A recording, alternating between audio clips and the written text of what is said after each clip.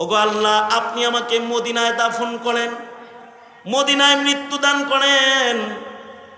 কারণ মদিনায় যদি মরণ হয়, মদিনায় হাবিবে কিবরিয়া ঘুমায় রয়েছে।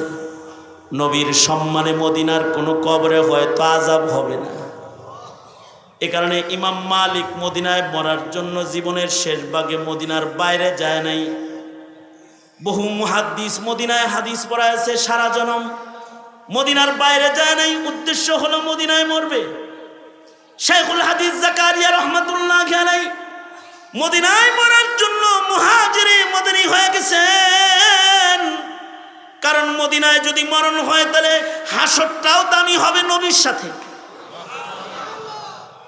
হাসির পয়গম্বরের সাথে তার হাসর হবে। এ কারণে শাইখুল হাদিস জাকারিয়া রহমাতুল্লাহি আলাইহি হিজরত করে চলে গেছে। তবে কারোর মদিনার মরণটা আরো বা বরকতওয়ালা হয়েছে। যেমন উমর মদিনায় মরতেছেন, পেটে ছুরির আঘাত, খাদ্য থলি কেটে গেছে, শাহাদাতের মত মরতেছেন। এবার মৃত্যুর আগের দিন নিজের সন্তান আব্দুল্লাহকে বলে, আব্দুল্লাহ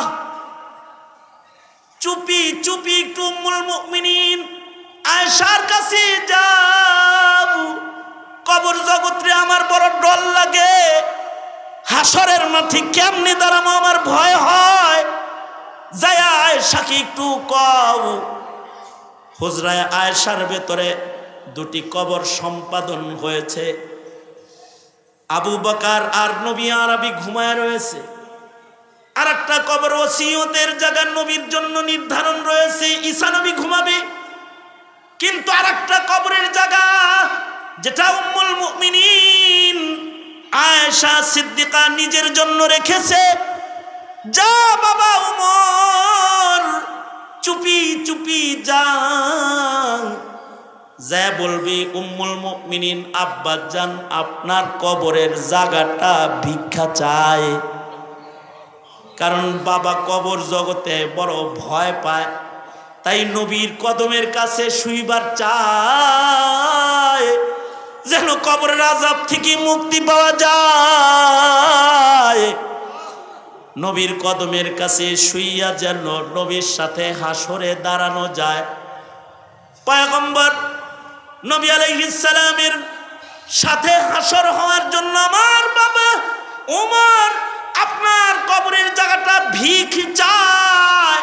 দিবেন নি গো আম্মা জান, আপনার কবরের জায়গাটা কি আমার বাপেরই দিবেন? হযরত উম্মুল মুমিনিন বলে, আব্দুল্লাহ যাও, উমরকে সালাম দাও আর খুশখবরি কও। উমর রে তো নবীর কদমের কাছে মানায়, তাই আমি আমার কবরের জায়গাটা উমর রে দিয়া দিলাম। আমি জান্নাতুল বাকিতে ঘুমাবো, আমার জায়গাটা তোমার বাবারে হাদিয়া দিয়ে দিলাম।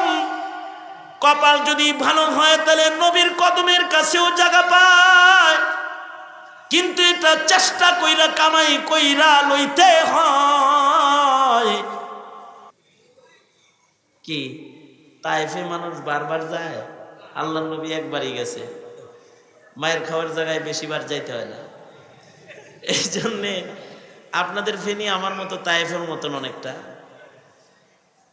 একবার আয়া পড়ছি, বারবার আসা জরুরি না, তাই আপনাদের কথা মতো আমার ওয়াজ করাও জরুরি না। আপনারা ঠিক বললেও ঠিক কথাটা, না বললেও ঠিক। আমি হাজিরা দিছি, হুজুর ওয়াদা ছিল আমাকে হাজির করবেন, হুজুর মুক্তি পেয়ে গেছে। আমার ওয়াদা ছিল আসার, আমিও হাজিরা দিয়া মুক্তি পেয়ে গেছি।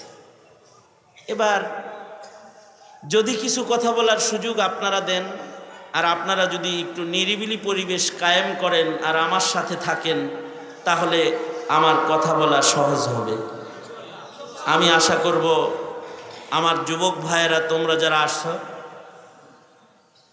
কিশোর বালক তোমরা যারা আছো, সবাই আমার দিনী জীবনের বন্ধু, তোমরা আমার ভাই, আমাকে সহযোগিতা করবে এবং তোমরা নিরিবিলি একটা পরিবেশ কায়েম করবে, যাতে করে মুরব্বিজন যারা কথা বলছেন অথবা শুনতে এসেছেন, তাদের জন্য তোমার চলাচল, তোমার আওয়াজ, তোমার পায়ের আওয়াজ, তোমার মুখের আওয়াজ যেন কোনো সমস্যা না করে। নাটকের সময় কথা বলতে দাও না কাউরে, ওয়াজের সময় কথা বলো, লাজ লাগে না, শরম লাগে না?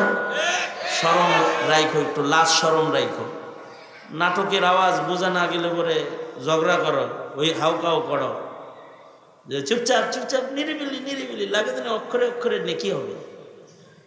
আর ওয়াজের কথা শুনলে উপকার হবে, গ্যারান্টার আল্লাহ। গ্যারান্টার কে? ওয়াজের কথা কানে গেলে উপকার হবে, গ্যারান্টার কে? আল্লাহ তাআলা গ্যারান্টার। যদি কেউ এটা বিশ্বাস না করে তাহলে তার ঈমান নষ্ট হয়ে যাবে। সুতরাং এই বিশ্বাস যদি কারোর থাকে তাহলে তো ওয়াজ মাহফিলে এসে কমাস কম নিরিবিলি হওয়া দরকার, ঠিক না? নিরিবিলি হওয়া দরকার না?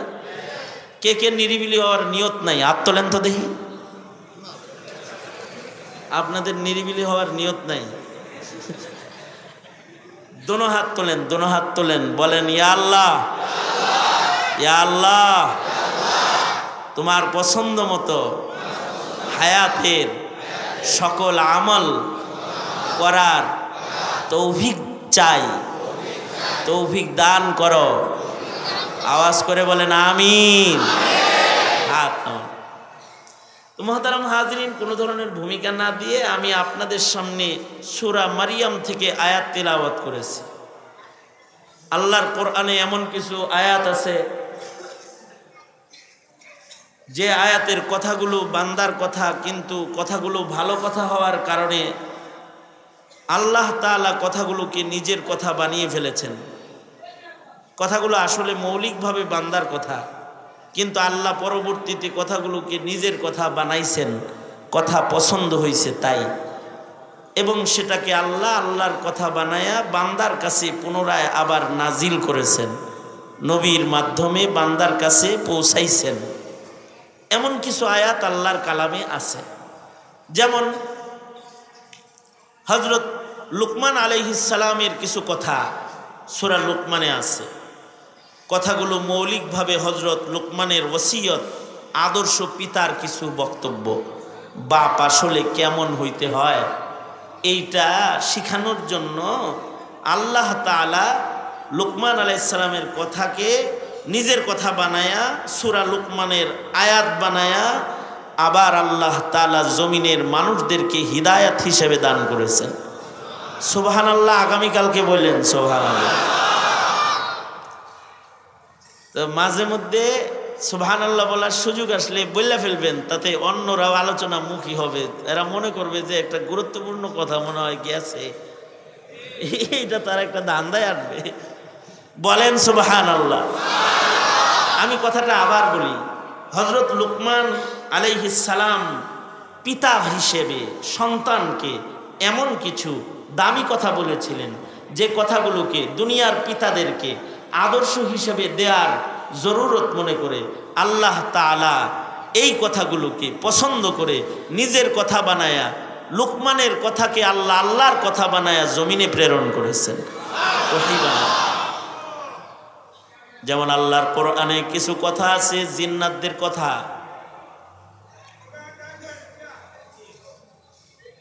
কথাগুলো তো জিন্নাতদের, কিন্তু আল্লাহর কাছে কথা পছন্দ হয়ে গেছে। এক সময় জিন শায়াতিনরা আকাশে যেতে পারত, আসমানে যাইতে পারত, কিন্তু আকাশের দরওয়াজা আমাদের নবী আসার পরে বন্ধ হয়ে গেছে, আর শয়তান জিনরা উপরে যাইতে পারে না। তো জমিনে ঘুরতেছে, ঘুরতে ঘুরতে মক্কায় যায় দেখে আল্লাহর রাসূল ফজরের নামাজে কোরআন পড়তেছে। জিনেরা নবীজির আল্লাহর কালামের তেলাওয়াত, নামাজরত তেলাওয়াত শুনতেছে। কোরআন শুনে তারা হেদায়েতের তালা খুলে গেছে। তো এরা সবাই এই জিনগুলা কালেমা পড়ে মুসলমান হয়ে গেছে। এবার নিজের কওমের কাছে যায় ওরা বলতেছে, জানো জানো আসমানে যাওয়ার দরকার নেই, দুনিয়ায় দামি জিনিস আছে।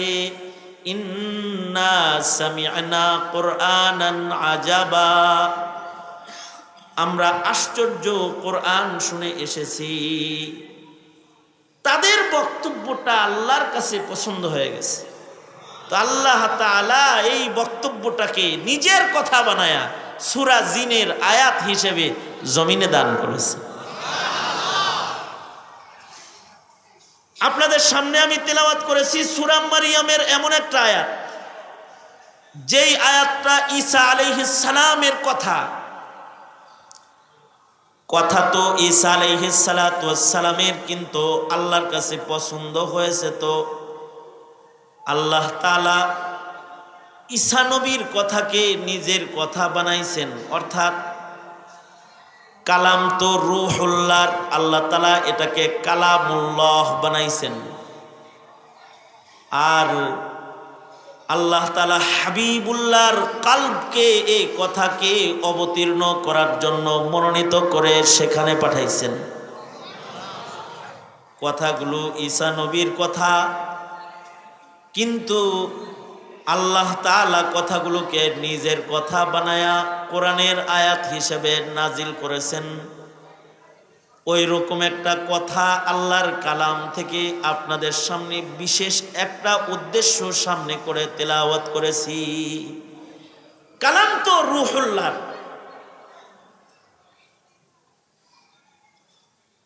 আর হযরত ঈসা আলাইহিস সালাতু ওয়াস সালাম কথা যখন বলেছিলেন, এই কথাগুলো আজব সময়ে বলেছিলেন, অর্থাৎ লাম ইয়াতাকাল্লাম ফিল মাহদি ইল্লা সালাস আও আরবা। মানুষ মাহাতে কথা বলে না, দোলনায় কথা বলা মানুষের স্বভাব না। মানুষের কথা শিখতে দেরি হয়, জন্মের সাথে সাথে মানুষ কথা বলে না। ফেনীতে বলে তো ছাগল নাই বলে না, হ্যাঁ? জন্মের সাথে সাথে মানুষ হাঁটতে পারে, হাঁটে হাঁটে জন্মের সাথে সাথে হাঁটে। তো জন্মের সাথে সাথে মানুষের বুদ্ধি বিবেক হয়? তো জন্মের পরে মানুষের আকল থাকে না, সাথে সাথে মানুষের কথা বলার পাওয়ার থাকে না। জন্মের পরে মানুষ চলতে পারে না। মানুষকে আল্লাহ তাআলা যঈফ করে বানাইছেন, দুর্বল করে বানাইছেন, যে মানুষের আকল নাই। মুরগির যতটুকু আকল আছে মানুষের অতটুকু নাই। মুরগির যা আকল আছে মানুষের জন্মের পরে তা নাই। মুরগি নিজের খাবার চিনে, কিন্তু মানুষ নিজের খাবার চিনে না। ছাইরা যদি দেন তাহলে বাথরুম করে বাথরুম খায়ালাই দিব। কোনটা তার খাবার আর কোনটার নাপাক এটা বুঝে না। কোনটা সুগন্ধি আর কোনটা দুর্গন্ধ তাও বুঝে না।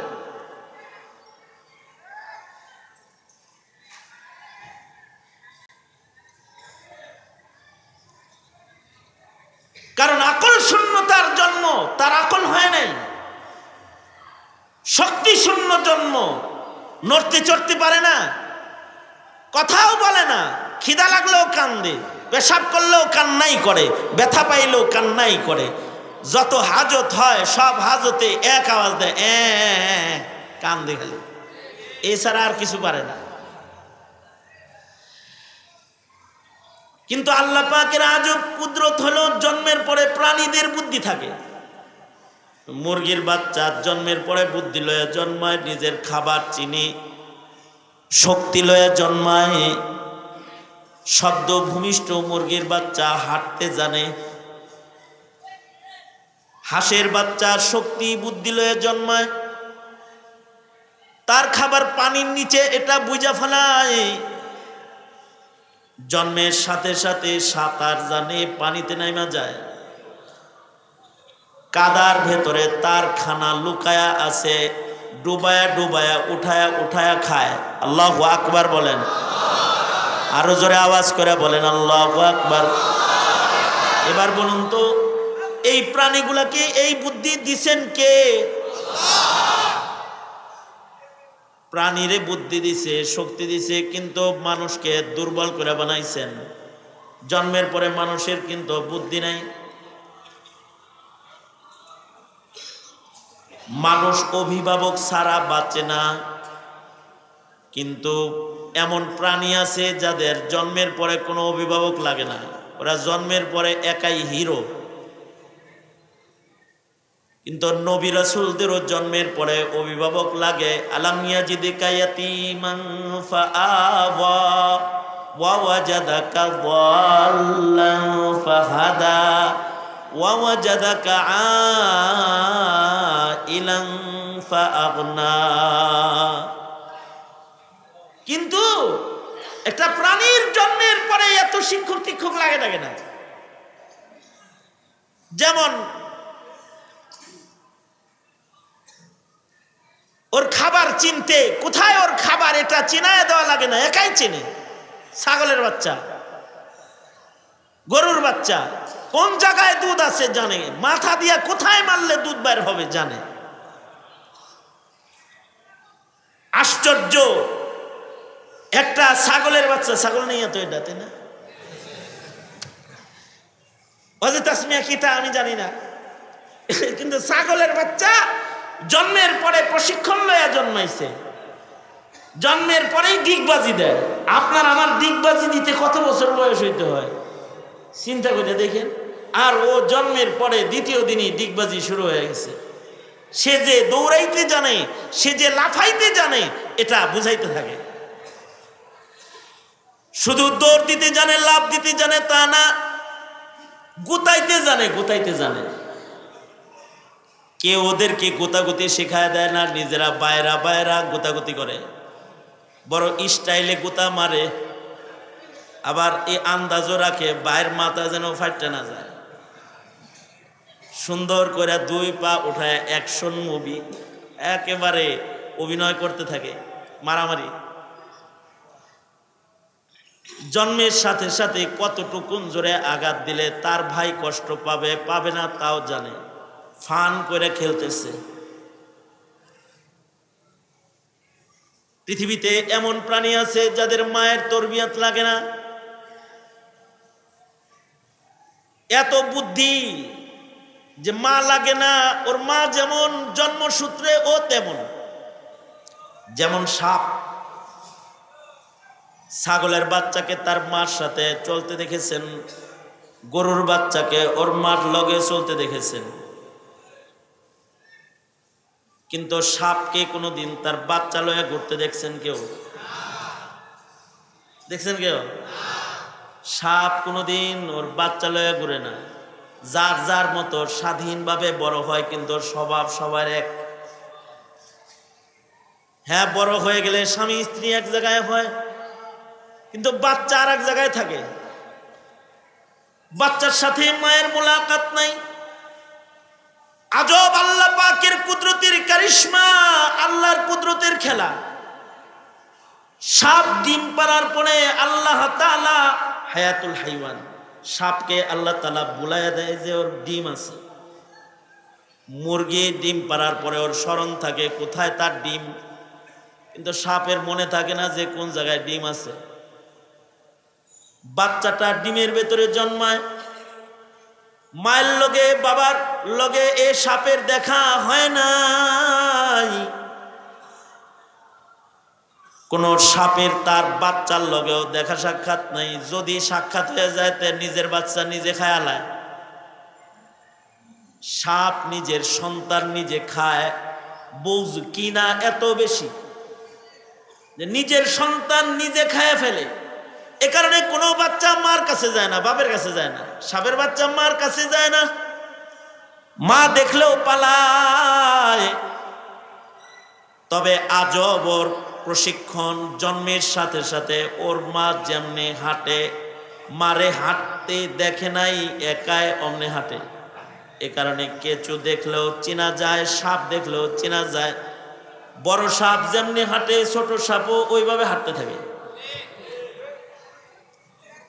বড় সাপ যেমনি ফনা নেয়, 2 দিনের বাচ্চা সাপের লেজে যদি কারোর পায়ের ছোঁয়া লাইগা যায়, 2 দিনের বাচ্চার ডিফেন্স পাওয়ার এত যে ফনা ধইরা দাঁড়ায় যায়।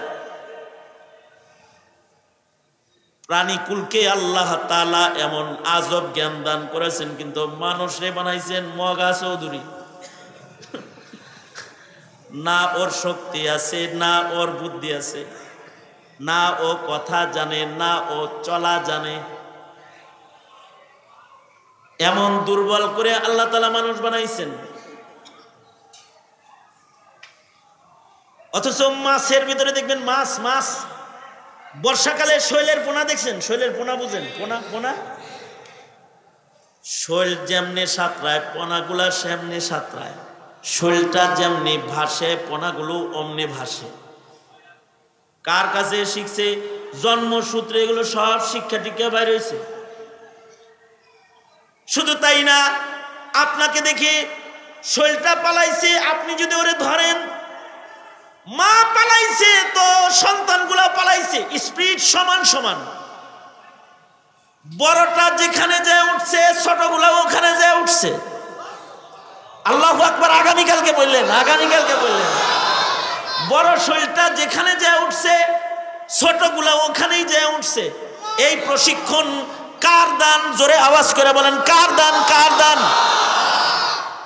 একটা শৈলের বাচ্চাকে আল্লাহ তাআলা এই প্রশিক্ষণ জন্মের সাথে সাথে দিয়ে দিছে। সায়েন্টিস্টরা আজব তথ্য দিয়েছে, আজব তথ্য। প্রাণী জগতের হায়াত কত আজব।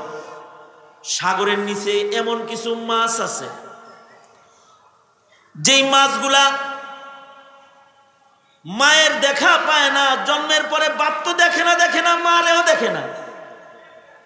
মায়ের সাক্ষাৎও ওদের নাই, কিন্তু ওরা মার বাড়ি চিনে। মার সাথে দেখা হয় নাই, বাবার লগে দেখা হয় নাই জন্মের পরে, কিন্তু ওর মা কোথায়, ওর মায়ের বাড়ি এটা চিনি। কিন্তু আমরা আদমের বাড়ি, হাওয়ার বাড়ি চিনি না। পৃথিবীতে সাগরের নিচে এমন আজব একটা মাছ আছে, যে মাছগুলো বসবাস করে সাগরে, কিন্তু ওরা বাচ্চা প্রসব করে আটলান্টিক মহাসাগরে। বঙ্গোপসাগরে বসবাস, ভারত সাগরে বসবাস, আরব সাগরে ওদের বসবাস।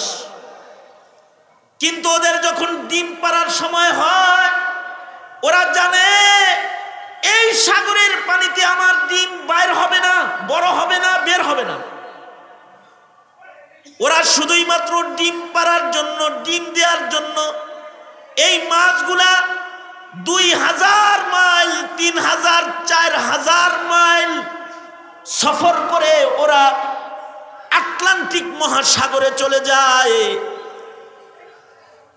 যে জায়গায় গেলে পরে পানির ভয়াল অ্যাকশনে ওদের পেটে ডিম বের হয়ে যায়, কারণ ওই জায়গাগুলো এত ভয়ঙ্কর, জাহাজ গেলে ডুইবা যায়। সেখানে মাছ তার ডিম দেওয়ার জন্য যায়। এই মাছগুলো জানে ওখানে গেলে আমি মরে যাব, আবার এটাও জানে আমি মরব, কিন্তু আমার শত শত বাচ্চা জন্ম হবে, ওরা বাঁচবে। এ কারণে ওরা ডিম দেওয়ার জন্য ওখানে চলে যায়। ডিম দেওয়ার সাথে সাথে মাছগুলো আটলান্টিক মহাসাগরে মরে যায়। পানির পাওয়ারে, পানির গরমে তাপে এই ডিমের ভেতরে বাচ্চার জন্ম হয়। বাচ্চাগুলা, মাছের বাচ্চাগুলা যখন ডিমের ভেতর থেকে বের হয়, এই ছোট ছোট মাছগুলা আটলান্টিক মহাসাগর থেকে নতুন সফর শুরু করে দেয়। যার মার বাড়ি যেখানে সেখানে চলে যায়, ওরা ওখানে থাকে না, কারণ জানে এখানে মৃত্যু কূপ, এটা বসবাসের জায়গা না। মা আয়েশা মারা গেছে আমাদের জন্য। এবার ওদের মায়ের বাড়ি যেখানে, ওরা সেখানে আপন নিড়ে চলে যায়। বঙ্গোপসাগরের মাছগুলো বঙ্গোপসাগরে চলে আসে, আরব সাগরের মাছগুলো আরব সাগরে চলে যায়। আজব জন্মের পরে তাদের স্নায়ু, তাদের যোগ্যতা আজব। তাদের মা যেখান দিয়া সাঁতরায় সাঁতরায় আইছে, মায়ের পথে সাঁতরায়া সাঁতরায়া ওরা নিজের মায়ের বাড়ি চইলা যায়। এই সাগরের নিচ দিয়ে বাচ্চা বয়সে 2000-3000 মাইল সাঁতরায়া ওরা নিজের বাড়ি ফিরে যায়। কত যোগ্য করে আল্লাহ ওদের বানাইছে।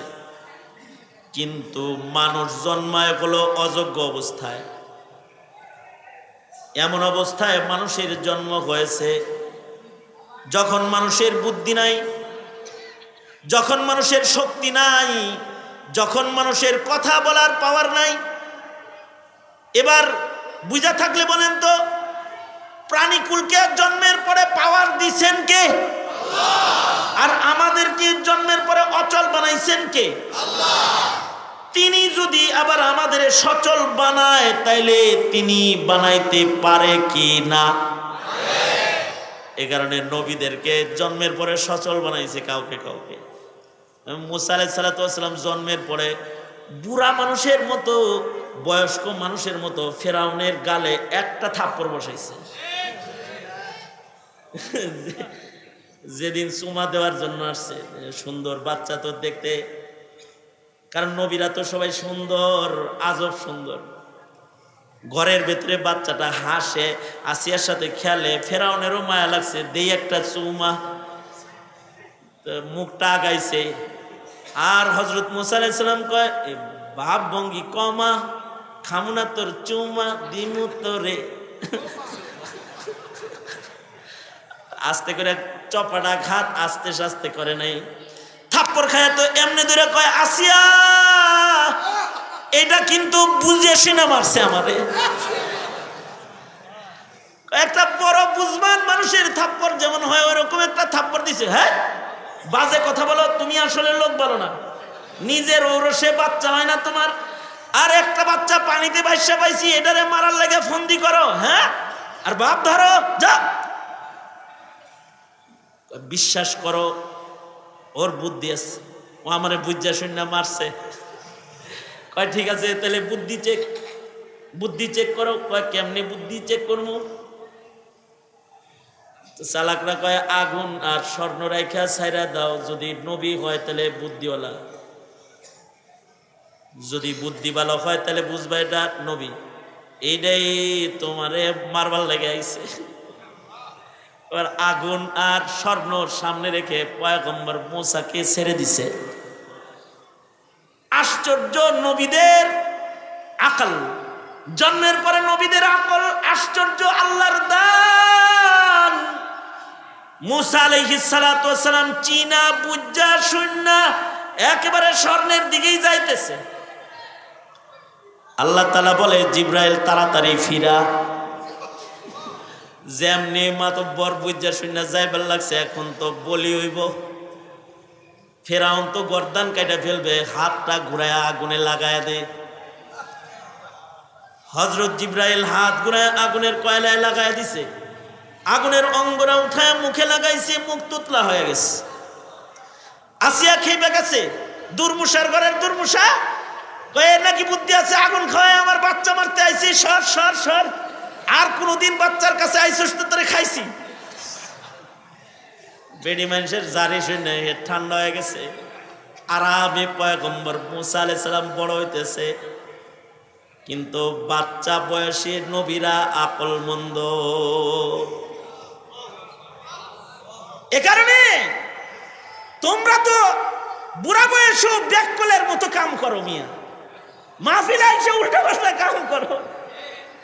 কোন পয়গম্বর বাচ্চা বয়সেও একটা উল্টা পাল্টা কাজ করে নাই। আল্লাহু আকবার জোরে করে বলেন, বাচ্চা বয়সেও একটা উল্টা পাল্টা কাজ করে নাই, আকলমন্দ। যে আল্লাহ পয়গম্বর দিয়ে আকল দিতে পারে, ওই পয়গম্বরকে আল্লাহ তাআলা কি কথা বলাইতে পারে না? পারে না, পারে না। আল্লাহ তাআলা হযরত মরিয়মকে বলতেছে, নিশ্চিন্ত থাকো, ভয় পাইতেছো, বাপ সারা বাচ্চা কেমনে হইল, তোমার কোনো কথা বলার লাগবে না। যারে পাঠাইছি যুদ্ধ যা করার একাই করবে, তোমার কল থেকে কথা বলবে, সবার নারী বুড়ি পেঁচায় ফেলবি, নিরিবিলি থাকো। তোমার সাথে কেউ কথা বলতে আসলে বলবে আমি রোজা, কথা বলা যাবে না, আমি রোজা। আর কথা বলতে চাইলে, বাচ্চা তথ্য নিতে চাইলে বলবা হ্যাঁ লগে কথা কও। হযরত মরিয়ম আল্লাহর শিখানো বক্তব্য দেখায় দেয়, ওর লগে কথা কও। এলাকার লোকেরা বলে বাচ্চা কি কথা কয় নাকি? হযরত ঈসা আলাইহিস সালাতু ওয়াস সালাম মায়ের কোলে বয়স্ক শিক্ষিত পয়গম্বরের মতন করে মুখ ঘুরায় বলতেছে, কে বলছে কথা কয় না? আমি কি তগর মতন নাকি রে? আমি নবী, তোরা উম্মত, আমি ছাত্র, তোরা ছাত্র, আমি শিক্ষক। আর আমি মায়ের বাধ্য সন্তান, সাবধান। আমি কিন্তু আমার মার বাধ্য সন্তান, সাবধান।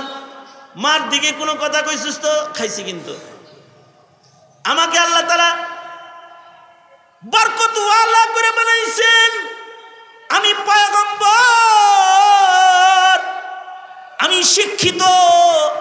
আমাকে আল্লাহ তাআলা আসমানি কিতাব দান করেছেন। ক্বালা ইন্নী আবদুল্লাহ আতানিয়াল কিতাবা ওয়া জাআলানি নাবিয়্যা।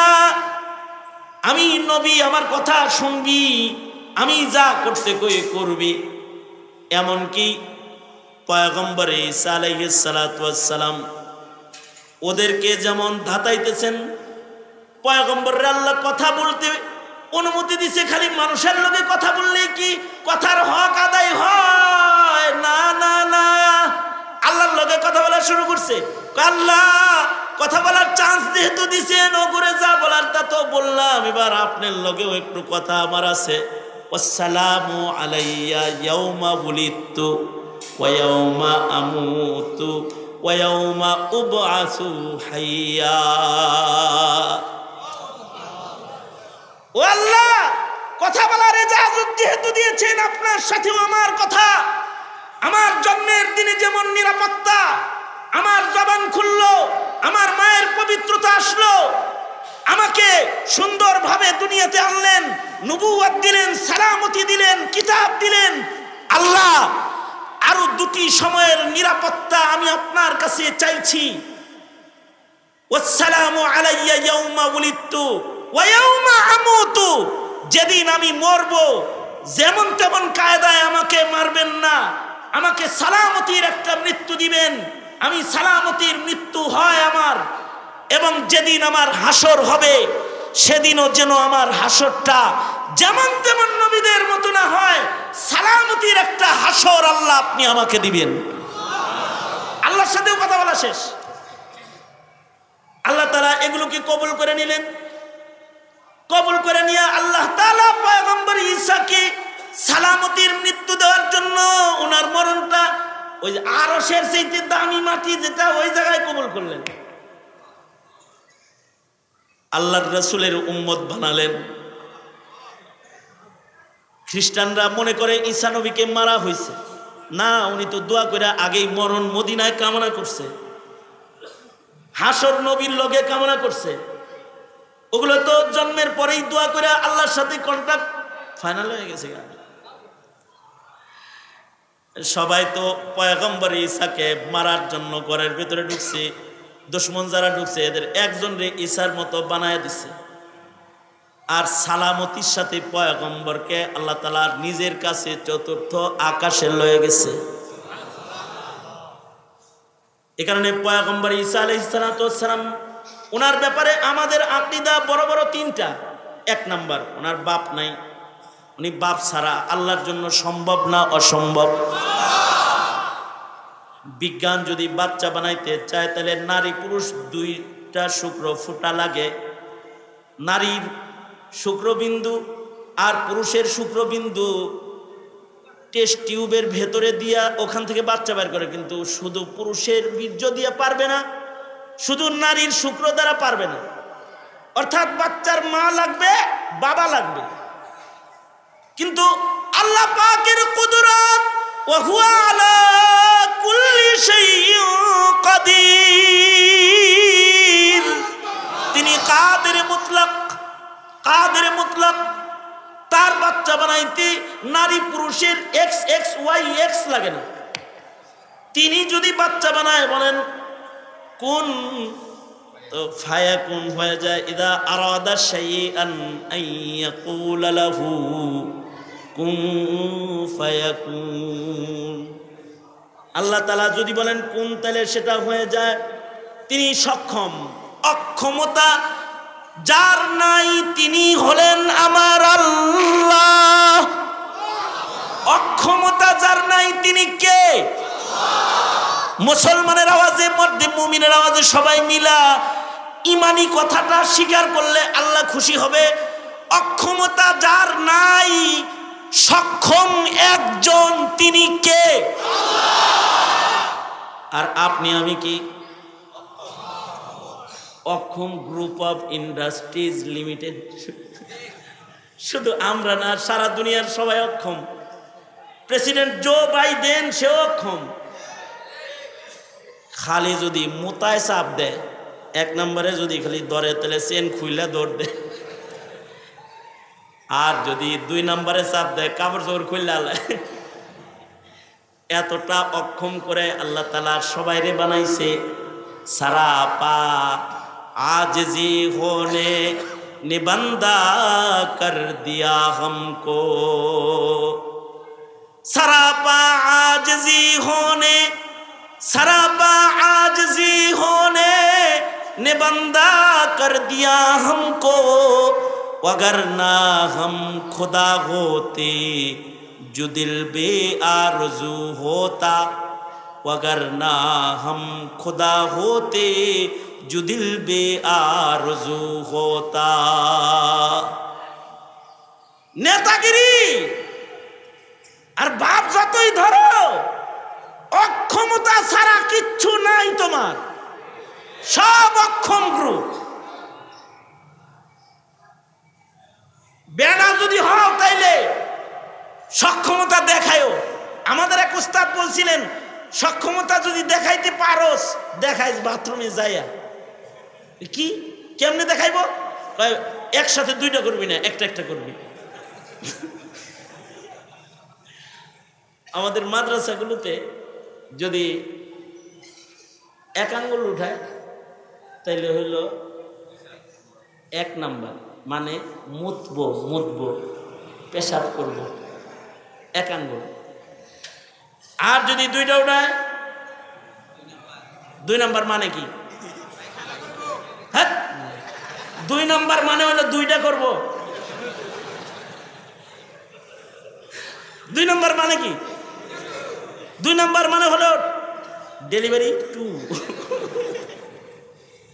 কারণ এখন এমন কামে যাইতেছে যেখানে যায় এক কাম করার কায়দায় নাই। মানে সে যত শক্তিশালী হোক, যদি চিন্তা করে যে আমি শুধুমাত্র একটি ছাড়বো আরেকটি ছাড়বো না, যতই চাপাচাপি করুক, বাথরুম করতে যায় পিছন দিয়ে ছাড়তে যায়, সামনে দিয়ে 2-1 ফুটা ছেড়েই দিব। এতটা অক্ষম। যেই মানুষের 2টা ছিদ্রি কন্ট্রোল করার ক্ষমতা নাই, সেই মানুষ কতটা অধ্যত্বপনা দেখাবে। আর এ কারণে তাকে বলা হয় তুমি আব্দ, তুমি গোলাম, আর আমি তোমার রব আল্লাহ। গোলামের মতো চলবা, তুমি অক্ষম। তুমি তো 2টা ছিদ্রি কন্ট্রোল করতে পারো না। মিয়া, অল্প সময়ের কিছু নেতৃত্ব পেয়ে তো আমরা সব ভুলে যাই যে আমরা যে আসলে বান্দা, আমরা যে আসলে কিছু না, এক ফোঁটা নাপাক পানি, এটা ভুলে যায়। তো বাহরহাল আল্লাহ তাআলা তো সব কিছুতে সক্ষম। তিনি বাচ্চারাও বাচ্চা পয়দা করতেও তিনি সক্ষম দেখায়া দিলেন। ঈসা বাপ ছাড়া, কথা বয়স অবস্থায় না, দুলনায় বলাইতেও সক্ষম। মরিয়মকে বলে কোনো চিন্তা তোমার করা লাগবে না, আমার সক্ষমতা দিয়ে আমি আমার বান্দার পবিত্রতাকে রক্ষা করব। আল্লাহু আকবার করে বলেন। এ কারণে পয়গম্বর ঈসা সম্পর্কে বড় বড় আকীদা 3টা। 1 নম্বর আকীদা হলো তিনি বাপ ছাড়া। খ্রিস্টানরা মনে করে ঈসা নবীর বাপ আল্লাহ। নাউজুবিল্লাহ। জোরে জোরে জোরে আওয়াজ করে বলেন নাউজুবিল্লাহ। খ্রিস্টানরা, ওরা যারা ঈসা নবীর ভক্ত দাবিদার, ওরা মনে করে ঈসা নবীর আব্বা হলেন নাউজুবিল্লাহ। কিন্তু আমাদের আকীদা হলো, বলুন তো, ঈসা নবীর বাপ আছে? বাপ আছে? তিনি বাপ ছাড়া। কামাসালি আদম, আদম বাবা যেমন বাপ ছাড়া, ঈসা নবীও বাপ ছাড়া। 2 নম্বর আকীদা। 2 নম্বর আকীদা হলো তিনি মরছেন। খ্রিস্টানরা মনে করে উনি মারা গেছেন, এ কারণে খ্রিস্টানরা শুলির মূর্তি বানায় তারপরে পূজা করে। কিন্তু সত্যতা হলো তিনি মরেন নাই, তিনি মরবেন না। মরবেন তো, মরবেন না তো, সবাই তো মরবো। তিনি মরেন নাই। কই আছেন? কে রেখেছেন? কে পালতেছেন? আরো জোরে, জোর হলো না?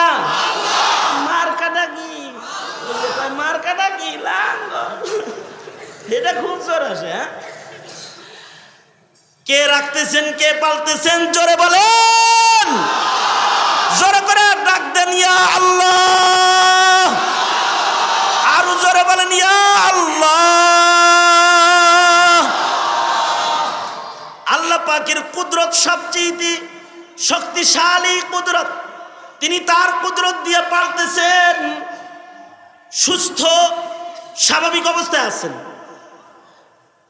আল্লাহর রাসূল যখন মেরাজের সফর করেছেন তো 4র্থ আকাশে ঈসা নবীর সাথে দেখা হয়েছে, সাক্ষাৎ হয়েছে পয়গম্বর ঈসা আলাইহিস সালামের সাথে। ঈসা আলাইহিস সালাম মরেন নাই। কই আছেন? 4র্থ আকাশে আছেন। ঈসা আলাইহিস সালাতু ওয়াস সালাম আবার পৃথিবীতে আসবেন। দামেস্কের জামে মসজিদে তিনি অবতরণ করবেন।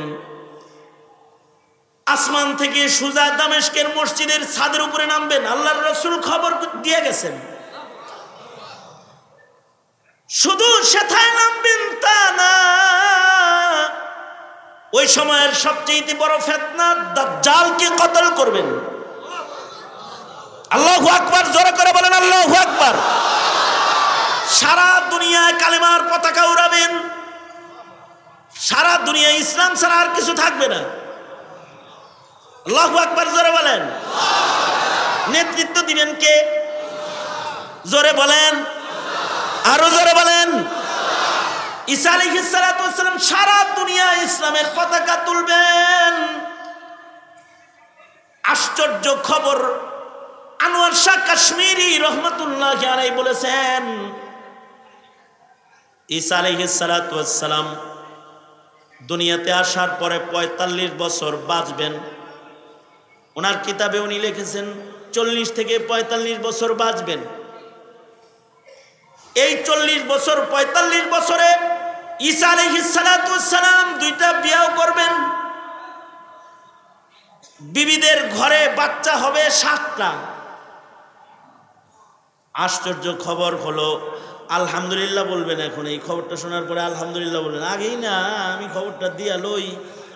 আশ্চর্য খবর হলো, পয়গম্বর ঈসা আলাইহিস সালাতু ওয়াস সালামের 2 বিবি এবং 7 সন্তান, সবার কালিমা হবে আপনার আমার কালিমা, লা ইলাহা ইল্লাল্লাহু মুহাম্মাদুর রাসূলুল্লাহ।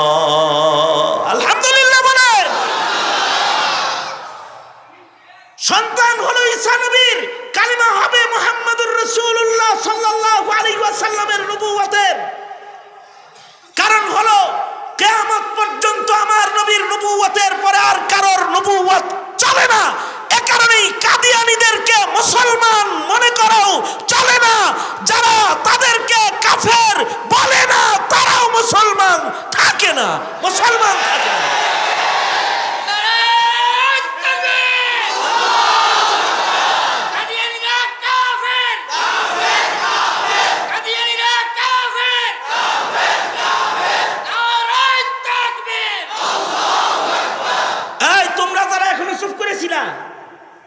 এমনি ছিল তো অনেকে, দেখছি তো আমি তো আর অন্ধ হুজুর না। তাদেরকে আমি ফতোয়া শোনাচ্ছি, ফতোয়া শোনো। শাইখুল ইসলাম আল্লামা আহমদ শফি রহমাতুল্লাহ হে আলীর লাস্ট ফতোয়া, কাদিয়ানীকে যারা কাফের বলবে না ওরাও কাফের, ওরাও কাফের। এবার স্লোগান দেন কাফের কাফের।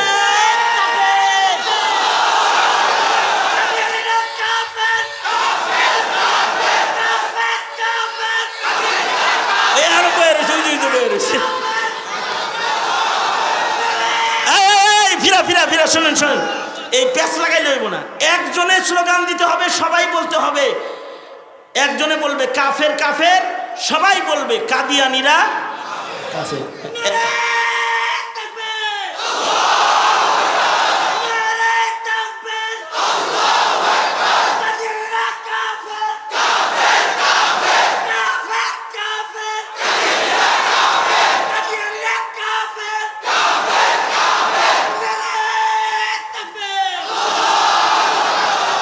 সুস্পষ্ট বক্তব্য, সেটা হলো আমাদের নবীর পরে ঈসা নবী আসবে, ঈসা নবীর নবুয়ত চলবে না।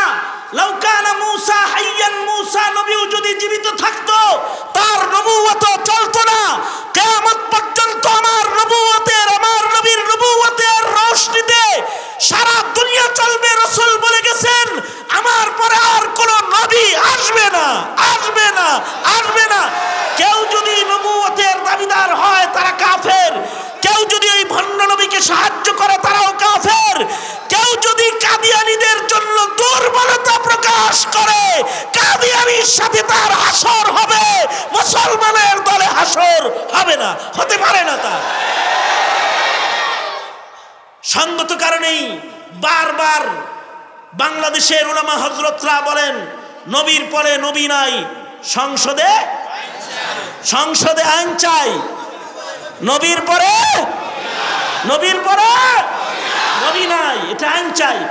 আমরা মৌলবীরা তো চিল্লাই, তোমরা তো খালি মার্কা মার্কা জপো, এই যে ইলেকশন আইছে তোমরা তো এই কথাটা জপো না, তোমরা তো এই কথাটা বলো না কেন? তোমাদের কি হাউজে কাউসার লাগবে না? তোমাদের কি শাফাআত লাগবে না? তাহলে এদেশের আলেমরা যদি কাদিয়ানীদেরকে কাফের ঘোষণা করাইতে ডাক দেয়, তাহলে আবার তোমরা পুরানো বিপ্লবী ভূমিকায় রাজপথে এসে দাঁড়িয়ে যেতে প্রস্তুত থাকবো তো ইনশাআল্লাহ।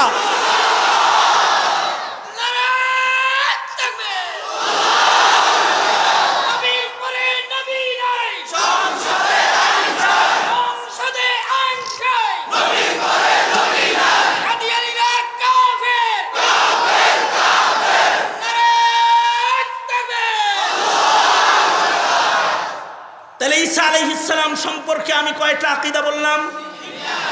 তিনটা কইছি, আড়াইটা বলছি। কয়টা বলছি? এক নাম্বার আকীদা কি বলেছি? এই এক নাম্বার আকীদা কি বলেছি? এই শোনো, তোমাদেরকে এই কথাগুলো কেউ আর শিখাবে না, কারণ তোমাদের দেশে, তোমার বাংলাদেশে ধর্মীয় শিক্ষাকে ঐচ্ছিক শিক্ষায় রূপান্তরিত করা হয়ে গেছে। তার মানে কি জানো? তুমি অঙ্কে ফেল করলে ফেল, ইংলিশে ফেল করলে ফেল, ধর্মে লাড্ডু পাইলে লাড্ডু না। তুমি যদি ধর্মে ফেল করো তুমি ফেল না। এইটা হলো তোমার দেশের আইন। ধর্ম শিক্ষা এখন ঐচ্ছিক শিক্ষা, যে কারণে আমার যুব সমাজ নাস্তিক চিনে না, আমার যুব সমাজ কাদিয়ানী চিনে না, আমার যুব সমাজ ইহুদিয়ত নসরানিয়ত ভয়াবহতা এটা তারা জানে না। সঙ্গত কারণে তারা বাতিলের বিরুদ্ধে মুখ খুলতে পারে না, তাদের মুখের জড়তা সারে না, এই কারণে পারে না তারা। এই মৌলবীরা যারা স্টেজে বসে তোমাদের মুখ খুলায়, তাদেরকে মুখ বন্ধ করে জেলখানায় আটকে রেখে পচায়া গলায় ডুবায়া তাদেরকে মারতে চায়, তাদেরকে মারতে চায়। আরে তোমাদেরকে কয় মৌলবী রাজনীতি করে। এই এদেশের কোন মৌলবী কি রাজনীতি করেছে তোমাদের সাথে? না কাউকে ক্ষমতায় উঠায়ছে, না কাউকে নামিয়েছে। কাউকে উঠায় নাই, কাউকে নামায় নাই। তবে মৌলবীরা তোমাদেরকে ইমানের মসনদে উঠায়ছে, তোমাদেরকে কাদিয়ানী শিখায়ছে, নাস্তিক চিনায়ছে। এটাই যদি অপরাধ হয়, আর এ কারণেই যদি আলেমের হাতে হাত করি পড়ে যায়, এ কারণে যদি আলেমকে জেলখানায় পচে গলে মরতে হয়, তাইলে তোমরা হুঁশিয়ার হয়ে যাও। তোমাদের রক্তে নাস্তিক পাবে, মুরতাদ পাবে, বেঈমান পাবে, মুসলমান তোমরা পাবা না। সুতরাং আলেমদের এই কথাগুলো তোমার শোনার কথা না, শুধু বুঝার কথা, হৃদয়ের ভেতরে আটকানোর কথা। কে কথা বলো ঠিক না ঠিক? এই যুব সমাজ কথা বলো না কেন? ঠিক না ঠিক ধরে আওয়াজ করে বলো। এই কারণেই আলেমদের কথা শুনতে হয়, তাছাড়া তো খ্রিস্টান হয়ে যাইবা মিয়া। ওই যে আমি হালুয়া ঘাটে গিয়েছিলাম,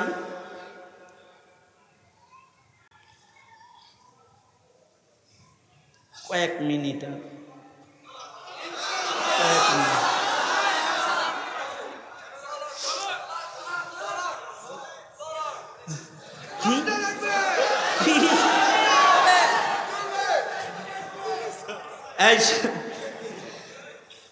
হালুয়া ঘাটে গেছি আমি বয়ান করার জন্য। হালুয়া ঘাট তো চিটাগাং কি, হ্যাঁ ওই যে একেবারে বর্ডার সাইডে গেছি, ওখানে মাহফিল করতে হালুয়া ঘাটে, ময়মনসিংহের লাস্ট প্রান্তে। এই এই এই এই এই এই এই এই এইদিকে এইদিকে একটা জরুরি কথা। এই দুনাত তোলেন তো, দুনাত তোলেন তো। এই মাহফিলে বয়ান করা কঠিন। সোজা সোজা এই শোনেন শোনেন, এই আমি যা করি তাই করেন, তাহলে বুঝবো আমার লগে আছেন, এরকম করেন। আর কথা বলবো না, এদিক সেদিক তাকাবো না, তসবিহ ছাড়া অন্য আওয়াজ দিব না, আখেরি মুনাজাত না করে যাব না। মনে থাকবে তো? এই সবাই ছিলেন, আমার দিকে ছিলেন। এবার শোনেন, হালুয়া ঘাটে গেলাম, যে শুনলাম নাউজুবিল্লাহ বলার লেগে রেডিও হয়ে থাকেন। Attention please, attention please. নাউজুবিল্লাহ বলার লেগে রেডি হয়ে বসে থাকেন। সেটা হলো গেছি, যা শুনলাম একটা ইউনিয়নে প্রায় 2000, 3000, 2000 মুসলমানের সন্তান শুধু মাসে মাসে কয়টা টাকা আর চাউল আটা পাওয়ার আশায় খ্রিস্টান হয়ে গেছে। কেন খ্রিস্টান হলো? খ্রিস্টান হলে যে দোজখে জ্বলতে হবে এটাও জানি না। ওরে বুঝাইছে ওটাও তুমগর, এটাও তুমগর, ওটাও আমগর, তোমাগরটাও আমগর, আমাগরটাও আমগর, তোমাদের নবীও নবী, আমাদের নবীও নবী, এগুলো বুঝাইছে। এইগুলা বুঝাইয়া খ্রিস্টান বানাইছে। শুধু তাই না, আমি পঞ্চগড়ে গিয়েছি, এক থানায় বয়ান করার জন্য গেছি, এক থানাতে গেছি। ওখানে যে শুনলাম একই গ্রামের 14টা পরিবার কাদিয়ানি হয়েছে। 14টা পরিবার কাদিয়ানি হওয়া মানে কি? 14টা পরিবারে 14 জন। তার মানে এই 14টা পরিবারের আগামীর ভবিষ্যৎ অন্ধকার হয়ে গেছে। ওদের জন্মের পরে ওরা কাদিয়ানি হয়ে জন্মাবে ওই ঘরে। মানে 14টা কাদিয়ানি জন্মের ফ্যাক্টরি চালু করেছে। 14টা পরিবার জন্ম হয়েছে মানে কাদিয়ানি প্রোডাকশন মেশিন রেডি করে ফেলেছে। এই যে মুসলমানের বাচ্চাগুলাকে কাদিয়ানি বানালো, কখন বানাইতে পেরেছে? যখন মুসলমানের বাচ্চা নবীকে চিনে না, নেতারে চিনে, নবীরে চিনে না, দল চিনে, ধর্ম চিনে না, ইসলাম চিনে। সে নেতাকে চেনে, নবীকে চিনে না। এই কারণে তাকে কাদিয়ানি বানাতে পেরেছে। এই কারণে একই সেম কারণে আমার দেশের হাজার হাজার যুবকের মেধা এখন নাস্তিকের মেধা। আমি পর্দার ভেতরে বসে কথা বলছি না, ক্যামেরার সামনে, লাইভের সামনে বসে কথা বলছি। হাজার হাজার মুসলমানের আওলাদ ওরা নাস্তিক্যবাদের দিকে ধাবিত, ওরা নাস্তিক্যবাদকে দেশে প্রতিষ্ঠা করতে চায়। এ কারণেই যখন ইউনিভার্সিটিতে বুরকা ধরে টান দেওয়া হয়, মুসলিম হিসেবেও একটা আওয়াজ করে না। মুসলিম নারীর বুরকা খুলে লয়ে যায় নাস্তিকের দালালেরা, পশ্চিমার জালদ সন্তানেরা।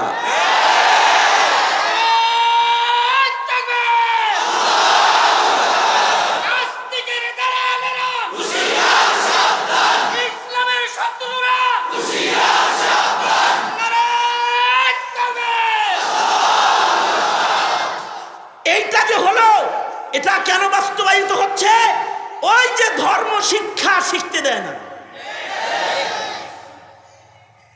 একটা কথা মনে রাখতে হবে বাবা, যদি তোমরা বলো আইয়ুবী, তুমি যদি সবার পাও ধরে ধরে বলো তাইলে বিশ্বাস করবো, তাহলে আমি রেডি হব তোমাদের পাও ধরার জন্য।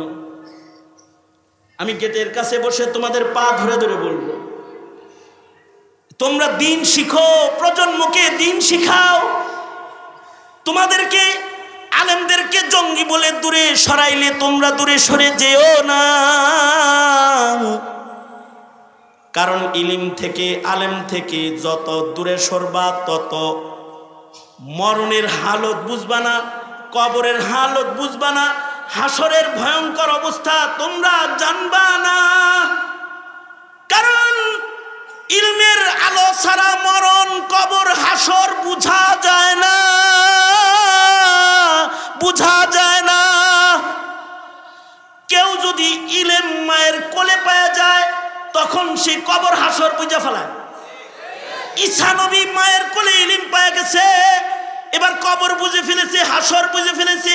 আল্লাহকে বলতেছে ওয়াসসালামু আলাইয়া ইয়াউমা উলিদতু ওয়া ইয়াউমা আমুতু ওয়া ইয়াউমা উবআসু হাইয়া।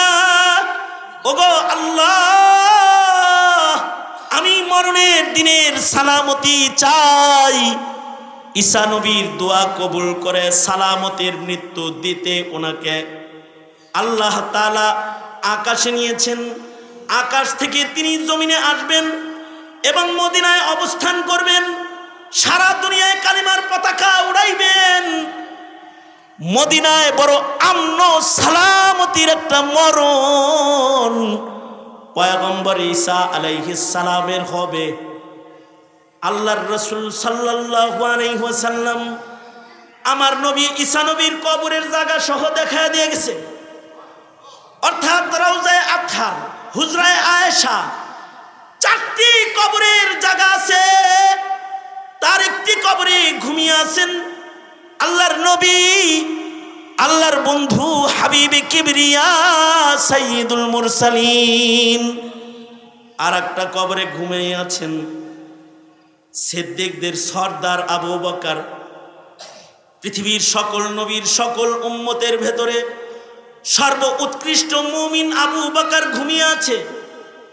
আর একটা কবরে ঘুমিয়ে আছেন উমর, যার ব্যাপারে রাসূল বলেছেন লাউ কানা বাদি নবিয়্যুন লাকানা উমর।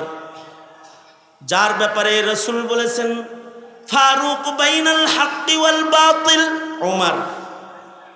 যার ব্যাপারে রাসূল বলেছেন আশাদ্দুহুম ফি আমরিল্লাহি উমর। আল্লাহর রাসূল যে উমর সম্পর্কে বলেছেন মুহাদ্দিসি উমর। হযরত উমর হলেন মুহাদ্দিস। মুহাদ্দিস কাকে বলে?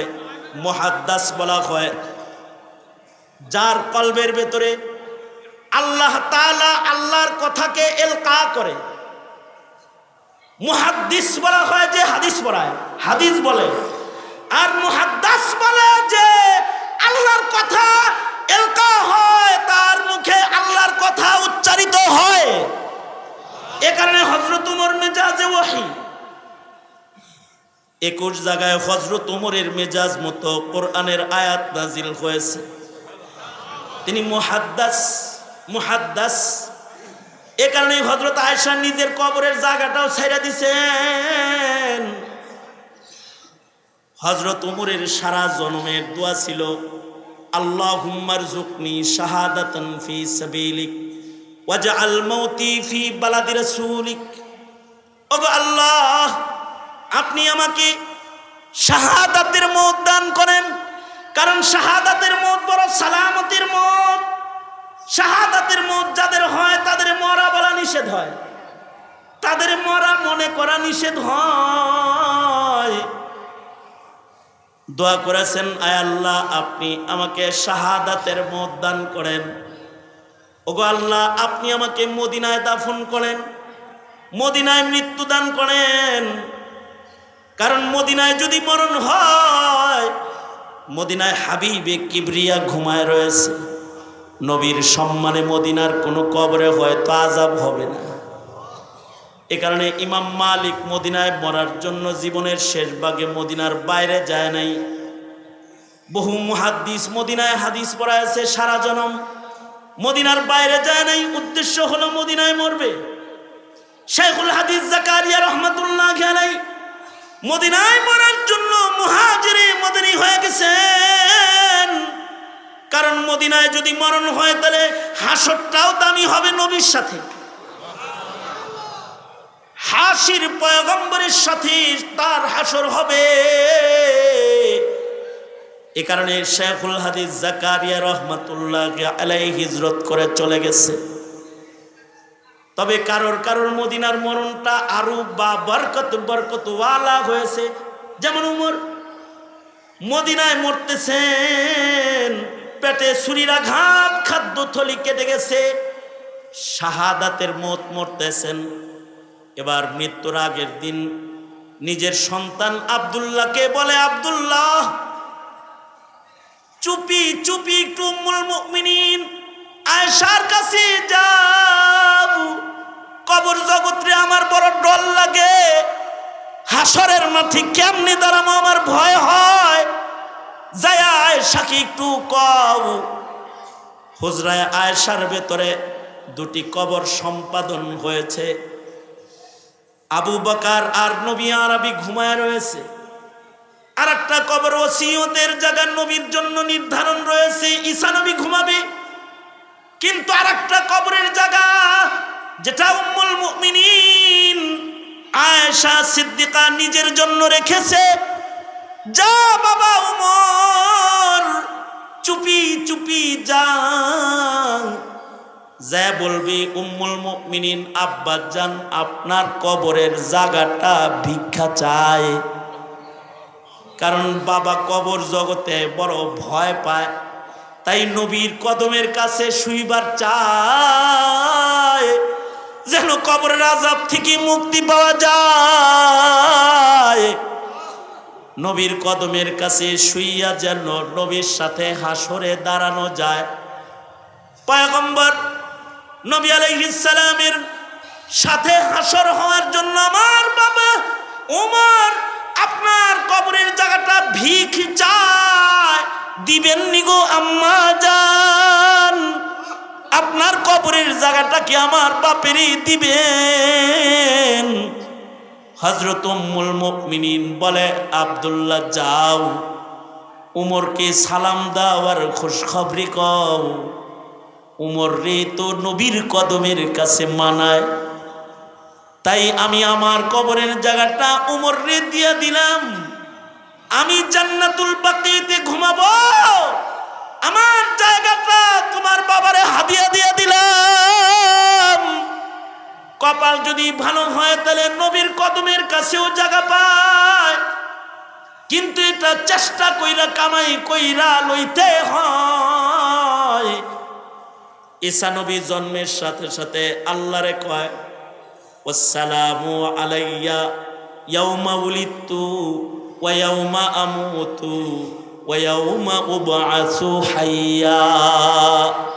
আল্লাহ তাআলা দোয়া সব কবুল করছেন, মদিনায় কবর নির্ধারণ করে দিয়েছেন।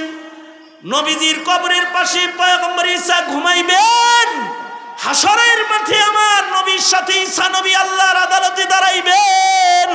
আল্লাহু আকবার কবীরা, কত বড় কপাল!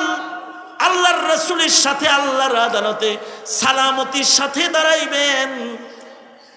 জন্ম হইলে হায়াত শেষ না, মরণ ভালো করার মেহনত করো, দোয়া করো। শুধু মরণ ভালো হইলে শেষ না, হাসর ভালো বানানোর জন্য মেহনত করো।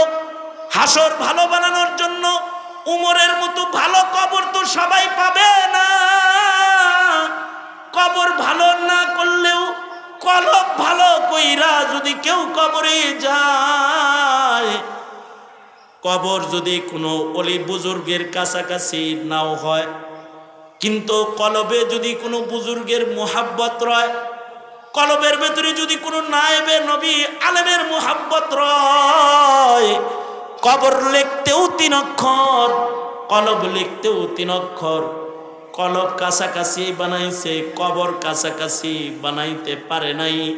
কিন্তু কলবে রেখেছে শেখুল হাদিস, কলবে রেখেছে মুফাসসিরে কুরআন, কলবে রেখেছে হাফিজি পীরজি শেখুল ইসলাম, কলবের ভিতরে রেখেছে ওলি বুজুর্গদের নাম। আল্লাহর রাসূল বলেন আল মারউ মা মান আহাব্বা, যার সাথে যার মোহাব্বত হবে তার সাথে তার হাসর হয়ে যাবে। এই কারণেই উম্মতের আলেমদেরকে কলব দিলে রাখা যায়, তাদেরকে জেলখানায় রাখা যায় না। কারণ দিলের ভেতরে যদি তাদের রাখাও যায় তাহলে তাদের সাথে হাসর বানাইবার ইন্তজাম করা যায়।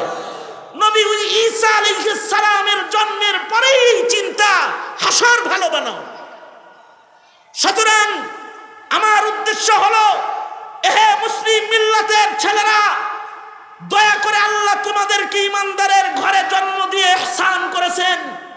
এবার তুমি তোমার কবর ভালো বানাও, মরণ ভালো বানাও, হাসর ভালো বানাও। এই মেহনতে নেমে যাও যেন তোমার কবর ভালো হয়, যেন তোমার হাসর ভালো হয়। পারবে তো যুব সমাজ? ইনশাআল্লাহ পারবে তো? ইনশাআল্লাহ হাত তুলে ওয়াদা করো, বলো ইয়া আল্লাহ ওয়াদা করিতেছি জীবনে কোনোদিন আর নামাজ কাজা করব না। ইয়া আল্লাহ ওয়াদা করিতেছি রমজান মাসে রোজা রাখবো, হজ যাকাত ফরজ হলে আদায় করব, মিথ্যা বলিব না, চোখের গুনাহ করিব না, চগলখুরি করিব না, জুলুম করিব না, জুলুম করিব না, জুলুম করিব না। আলেমদের সাথে ভালোবাসা রাখবো, আলেম সমাজ থেকে দূরে যাব না। চিল্লায় বলো ইনশাআল্লাহ।